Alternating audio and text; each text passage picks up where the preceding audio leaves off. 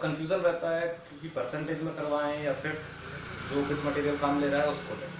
तो हम इसको आज क्लियर करेंगे कि आपको परसेंटेज में काम करवाना ज़्यादा फायदेमंद रहेगा या विद मटेरियल जो डीलर काम लेते हैं उनसे काम करवाना ज़्यादा फायदेमंद रहेगा।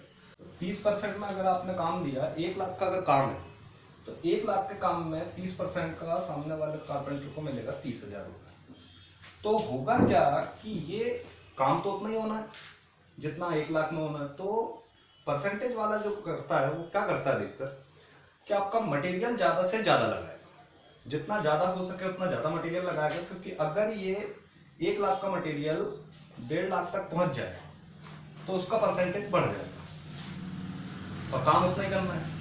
तो यहाँ पे आपका मटेरियल वेस्टेज जाता है। सबसे पहली बात तो ये। दूसरा, आपको ये पता नहीं होता है कि पहले से डिसाइड नहीं होता है कि कौन सा मटेरियल आपको लगाना है। जैसा कारपेंटर बताता जाएगा वैसा आप मटेरियल लेते जाएंगे और चाहेगा। अब वहीं जब आप डीलर को काम देते हैं, विद मटेरियल अगर काम देते हैं, तो उसमें आपके पास में फायदे क्या हैं कि पहला तो आपका डिसाइड होगा कि 1 लाख का काम है तो 1 लाख का ही काम है, तो 1 लाख में हमारा काम हो जाएगा।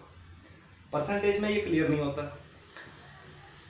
डीलर विद मटेरियल जो डीलर काम लेगा उसमें आपको सिर्फ मटेरियल चेक करना है और मटेरियल क्वालिटी चेक करना है। सारा प्रॉब्लम, सारा टेंशन मटेरियल लाने का, मटेरियल देखने का, काम कर रहे हैं नहीं बैठे हैं, ये डीलर का प्रॉब्लम हो जाता है।